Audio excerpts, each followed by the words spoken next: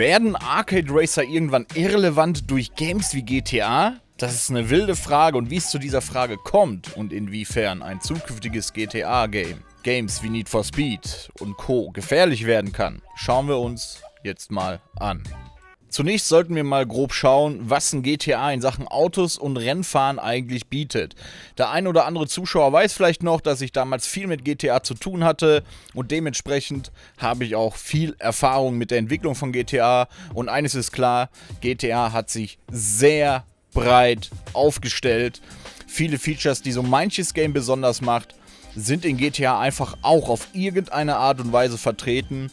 Und in Sachen Rennspiele zum Beispiel Verwandlungsrennen wie aus The Crew, Tuning wie Need for Speed oder wild gebaute Rennstrecken, die an einen Forza-Editor oder Trackmania erinnern. Und da kommen wir auch fast schon zum Punkt. GTA bietet Autofans halt viel, was richtige Rennspiele vermissen lassen. Leider. Viel optisches Tuning, Rennevents verschiedenster Art, Verfolgungsjagd mit der Polizei und sogar mittlerweile ein ganzes Parkhaus, wo man Tuning-Treffen abhalten kann. Und wer hat sich das noch nicht vorgestellt? Ein ganzer eigener Ort, zum Beispiel in einem Forza oder Need for Speed, wo du hinfahren kannst, wo du dann reingespawnt bist und dein Auto steht da wie quasi in dem GTA-Spiel einfach nur rum, und du kannst es deinen Freunden oder anderen Random-Spielern, die da auch rumlaufen, zeigen. Motorhaube aufmachen, bla bla. Ne, mit lizenzierten Autos und so weiter in einem Forza oder Need for Speed. Einfach ein genialer Gedanke eigentlich. Gibt's aber nicht. Ne?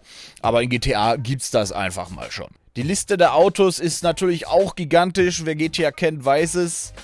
Auch wenn es nur unlizenzierte Autos sind, also quasi Versionen von originalen Autos, die irgendwie nur verändert wurden, mehr oder weniger Raubkopien, wo zum Beispiel so ein gammeliger alter Kübel mittlerweile teurer ist als ein Bugatti-Duplikat. Aber die maßlose Preispolitik wäre etwas für ein anderes Video. Könnt ihr gerne mal in die Kommentare schreiben, ob ihr Bock habt, dass wir auch mal hin und wieder mal was zu GTA machen, weil ich glaube, klar, wir machen hier viel zu Rennspielen, aber GTA ist irgendwie so ein Game, das spielt einfach fast jeder, ne? Oder hat es auch mal irgendwann gespielt. Wichtig ist natürlich das Fahrverhalten. Und GTA 5 hat ja schon eine, ja, für GTA-Verhältnisse gute Fahrphysik, aber kommt natürlich nicht so an die richtigen Rennspiele ran, was es ja eigentlich auch muss. Also Rennsimulatoren wie iRacing, Assetto Corsa, Gran Turismo oder Forza bleiben ganz außen vor. Solch eine Simulation wird GTA wohl niemals leisten, muss es ja auch nicht. Aber bei Arcade-Racern, wie zum Beispiel jetzt Need for Speed, nur als Beispiel, da gibt es ja noch ganz andere Games. Ja, in dem Bereich könnte GTA gefährlich werden. Und da reden wir natürlich vom 6. Teil. Bei GTA 5 sehe ich kein Problem. Klar, hat es viele Features, aber es ist mittlerweile auch schon 10 Jahre alt und riecht langsam nach Verwesung. Trotzdem ist das Grundgerüst von GTA 5 in Sachen Rennen und Autos allgemein bereits jetzt content-technisch ein echter Brecher. Und wir wissen nicht, was mit GTA 6 auf uns zukommt. Wenn es dieselben Features behält und die Fahr- und Unfallphysik stark verbessert wird, sodass man glauben könnte, man ist irgendwie in einem Rennspiel, in einem Open-World-Spiel, welches noch vieles anderes bietet, könnte es schon kritisch werden. Denn was will man mit einem Rennspiel, wo man nur rumfahren kann und ein bisschen tunen kann, wenn man auch ein GTA spielen kann, wo all das und vielleicht noch viel mehr möglich ist? Denn genau betrachtet unterscheidet sich GTA nur noch in der Fahrphysik und den unlizenzierten Autos von den meisten Rennspielen. Weil, wie gesagt, GTA hat unzählige Rennmodis, auch Destruction Derby Matches. Es gibt so viel, da müsste man fast ein eigenes Video machen. Es ist unnormal, was man mit seinen Autos da alles anstellen kann. Dazu kommt ja noch, dass du die in verschiedensten Häusern und Garagen lagern kannst. Ne? Oder auf mehreren Etagen in einem riesigen Bürogebäude. Dann noch diese Tuning-Treff-Features da. Also, es ist schon extrem. Auch Hydraulik und alles. Also, ich weiß nicht, ob ihr das, also wer GTA kennt, weiß, wovon ich rede. Es ist sehr extrem. Also, wie gesagt, schreibt mir gerne in die Kommentare. Wir können ja gerne mal so ein Video machen, was direkt GTA so alles zu bieten hat, was Autos angeht. Ich gehe hier nur mal so aufs Gröbste gerade ein. Aber es ist schon sehr extrem. Und bei einem sind die meisten sicher meiner Meinung, da können wir uns fast sicher sein, GTA 6 wird sicherlich ein Banger. Rockstar ist bekannt dafür, wie viel sie in ihr Franchise investieren, auch wenn viele Features mehr oder weniger aus anderen Games, ja, ich sag mal, geklaut und auf Rockstar-Stil umgebaut sind, was GTA angeht. Die Details werden auf jeden Fall wahrscheinlich wieder sehr extrem. Die Spielwelt mit all ihren Möglichkeiten massiv. Und wenn sie auch noch für GTA-Verhältnisse bahnbrechende Fahrphysik raushauen, dann könnte das viele Spieler dazu bringen, den klassischen Arcade-Racern den Rücken zu kehren. Ich meine, am Ende kommt es natürlich auf die Geschmäcker der Spieler an, aber GTA war schon immer so ein besonderes Spiel. Man wagt es kaum, es irgendwie mit anderen zu vergleichen. Es ist einfach ein Gigant, was von vielen Spielern geliebt wird, weil es eben so gewaltig ist. Zumindest was GTA 5 jetzt angeht. Ja, es gibt da auch Roleplay-Server und alles, kennen wir alles. Ne? Es ist sehr viel möglich. Es bietet quasi für jede Spielenische irgendwas, außer vielleicht irgendwelchen Ultra-Fantasy-Games, ne? Aber so die Basics, irgendwie Raubüberfälle oder Shooter-Action oder halt eben Rennspiele, alles vorhanden, alles ziemlich massiv und umfangreich ausgebaut. Und ja, wenn ich das jetzt einfach mal aus Spaß mit einem Unbound vergleiche. Unbound hat Tuning, GTA hat Tuning, Unbound hat Polizei. GTA hat Polizei. Unbound hat viele Rennen. Ja, ist halt Need for Speed. Ja, gibt's halt in GTA auch. Ne? Du kannst da normale Rennen fahren, du kannst Stuntrennen fahren, du kannst Verwandlungsrennen fahren, Flugzeug, Boot. Weiß nicht, gibt's vielleicht mittlerweile sogar U-Boot-Rennen? Ich habe keine Ahnung. Ihr hört raus, es ist extrem. Und wenn jetzt die Fahrphysik und das allgemeine Spielempfinden so gut wird, dass man es kaum noch von einem Need for Speed oder sonst was unterscheiden kann, dann versteht ihr vielleicht, wie es zu dieser Frage kommt.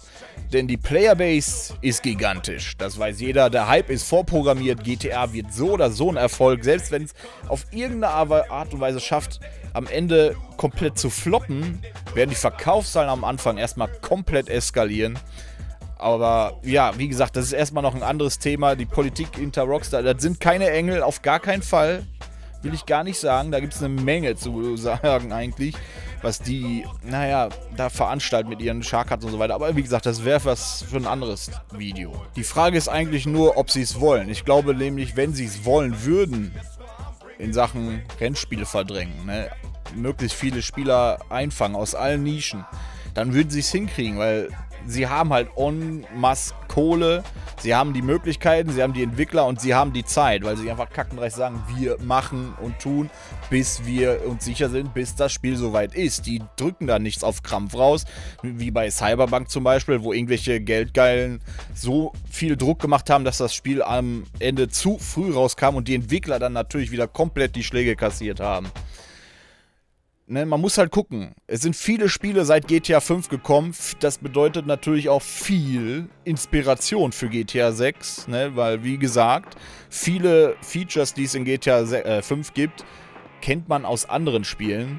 Also Rockstar ist da ziemlich schmerzfrei in der Hinsicht, einfach die Features aus anderen Spielen mehr oder weniger zu kopieren und ihr eigenes Spiel damit aufzuwerten. Da kann man sich drüber streiten, es ist aber so. Man muss es nur mal mit anderen Games vergleichen. Und ja, wenn die jetzt da irgendwie eine super Fahrphysik haben und dann raushauen, ja hier, wir haben normale Rennen wieder, wir haben wieder Stuntrennen, wir haben jetzt auch Rennen, wo ihr von der Polizei verfolgt werdet, so Most Wanted Style und dies und das und jenes. Und wenn sich das einfach gut anfühlt, ne, dann glaube ich, werden die meisten Spieler sich auch denken, ja, ist zwar nicht so cool, weil sind immer noch unlizenzierte Autos, aber weiß man ja auch nicht am Ende, was da bei GTA 6 rauskommt. Und ja, dann ist das einzige Feature eigentlich, was normale Rennspieler haben, nur noch das, dass sie lizenzierte Autos haben. Und das ist klar, da hat Rockstar natürlich einen extremen Vorteil. Die können Autos über Autos releasen, weil sie keine Lizenzen zahlen müssen. Autolizenzen zu bekommen ist eine Sache an sich, die nicht immer einfach ist. Und dann müsst ihr die noch bezahlen. Das kostet Geld. Imagine, Rockstar würde für jedes Auto, was sie momentan am Start haben, die Originalversion reinbringen. Was die an Lizenzkosten hätten, das machen die nicht. Die wollen Geld verdienen. Man kennt Rockstar. Die wollen euer Geld. Da kommen wahrscheinlich keine lizenzierten Autos. Wenn doch, dann explodiert mein Hirn, dann weiß ich auch nicht mehr. Dann, das wäre bahnbrechend. Imagine GTA 6 mit echten Autos, also das wäre völlig krank, aber ich glaube, das bleibt Wunschdenken in der Hinsicht. Der ein oder andere schüttelt aber auch vielleicht den Kopf und denkt sich, wie soll das gehen? Und ich verstehe das auch, ich sehe das ja auch so. Ne? Natürlich kehrt man guten Rennspielen wie so Crew Motorfest oder einen Horizon irgendwie nicht den Rücken, ist klar. Aber das sind ja auch schon Spiele, die sehr weit entwickelt sind. Und Man hat halt immer so dieses zweischneidige Schwert. GTA ist natürlich eine Community, die sehr groß ist und viele toxische Leute hat. Natürlich gibt es auch in den normalen Rennspielen toxische Leute, aber natürlich ein bisschen weniger. Das Ding, was ich immer sehe, ist so GTA, oh Gott, da besteht alles nur noch aus Gecrashe und so weiter, ne? Hat man aber auch mittlerweile in normalen Rennspielen. Ne? Ich kann das nachvollziehen, wenn sich da einer eher zum normalen Rennspiel hingezogen fühlt. Aber wie gesagt, man weiß halt nicht, was mit GTA 6 passiert, was da kommt, ne? Wie heftig es wird. Und auch ich habe da jetzt mal wieder ein paar Rennen gefahren, aus Spaß zum Gucken. Und ja, natürlich, das klassische Rumgecrashe, Rumgeeire. Wobei es schon weniger war, als ich es gewohnt war. Und dann hatte ich noch ein Duell mit irgendeinem. Und das war auch richtig cool. Wir sind halt fair gefahren, haben uns nicht gecrashed. Wenn, dann haben wir aufeinander gewartet. Oder in der zweiten Runde, ich war halt so schnell, dass ich weit weg war, habe einfach gewartet. So, oh, ups, ich wusste gar nicht, dass es eine zweite Runde gibt. Einfach gewartet auf ihn. Er hat gehupt, wir haben uns mit der Hupe quasi, wir haben mit der Hupe kommuniziert. War richtig geil, richtig lustig. Und das war für mich auch so ein Zeichen, wow. Aber wenn das sich noch weiterentwickelt alles, dann ist das schon, also es ist wirklich ein Spiel, an dem man kleben bleiben kann. Und wenn viele Leute daran kleben bleiben und normale Rennspiele für die irrelevant werden, dann ist es egal, wie viele supertreue Leute wir am Ende sind, die auch die normalen Rennspiele noch spielen. Wenn die Zahlen sinken, wenn die Verkäufe sinken und so weiter, die Spielerzahlen halt runtergehen, dann ist das schlecht für diese Spiele. Und dann kann es auch sein, dass die früher oder später keinen Support mehr haben oder an Qualität einbüßen, ne? Oder halt gar nicht mehr fortgesetzt werden. Ne? Ist natürlich eine sehr wilde These, ja, ganz harter Tobak, ein heftiger Monolog, aber man weiß nie. GTA ist einfach ein Brecher. Und deswegen wollte ich dieses Video mal machen, einfach um mal so ein bisschen zu gucken, wie seht ihr das? Ja, ich möchte mal, dass ihr das in die Kommentare schreibt.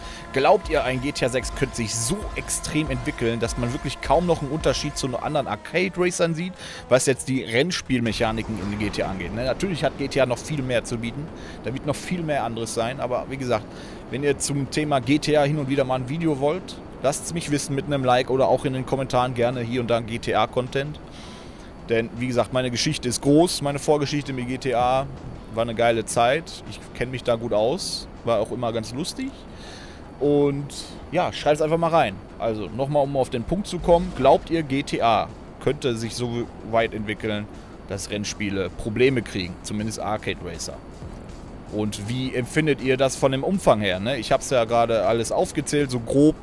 Tuning-Treffen, Tuning-Teile, was alles an Autos da ist und so weiter. Also diese ganzen Features, die ein GTA jetzt schon hat.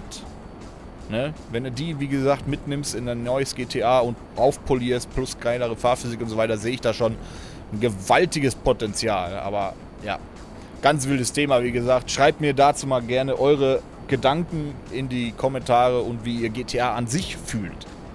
Was halt diese Auto- und Renninhalte angeht, ne? Was haltet ihr von dem Tuning-Treff-Spot, ne, in dieser Tiefgarage? Was haltet ihr von den Tuning-Möglichkeiten? Was haltet ihr von den Autos an sich? Ne, dass sie halt so mehr oder weniger Kopien von Originalen sind. Und ja, wir wollen halt in dem Bereich bleiben. An sich ist GTA ansonsten viel zu umfangreich für ein Video. Schreibt mir das gerne in die Kommentare, würde mich freuen, wenn ihr da ein bisschen Feedback da lasst. Natürlich auch ein Like nicht vergessen, um den Kanal zu unterstützen und ein Abo, wenn ihr das noch nicht getan habt. Und ja, lasst mich, wie gesagt, wissen, wenn ihr öfter was zu GTA haben wollt. Ich bin raus an der Stelle. Vielen Dank fürs Zuschauen und bis zum nächsten Video. Auf Wiedersehen.